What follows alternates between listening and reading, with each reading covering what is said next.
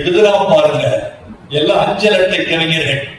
தமிழ்நாடு பூரா அஞ்சல் அட்டையில் வந்து கொட்டி குவிந்து விட்டன கவிதைகள்.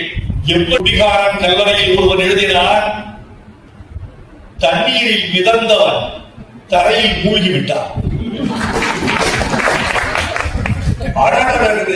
தொழிலாளியின் கல்லறையின் மீது இங்கும் கூட இவன் கரையான்களால் சுரண்டப்படுகிறான். விலைமகள் கல்லறையின் மீது இங்குதான் இவள் தனியாக தூங்குகிறார். ஒரு நடிகையின் கல்லறையின் மீது எழுதணும் 2 வரி. தயவு செய்து திறந்து பார்த்து விடாதீர்கள், மேக்கப் இல்லாமல் தூங்கிக் கொண்டிருக்கிறார். அரசியல்வாதியின் கல்லறையில் எழுதப்பட்ட 2 வரிகளுக்கு முதல் பரிசு கொடுத்தோம். பிச்சிட்டா ஒருத்தன், தயவு செய்து யாரும் கைதட்டி விடாதீர்கள், எழுந்து விட போவார்.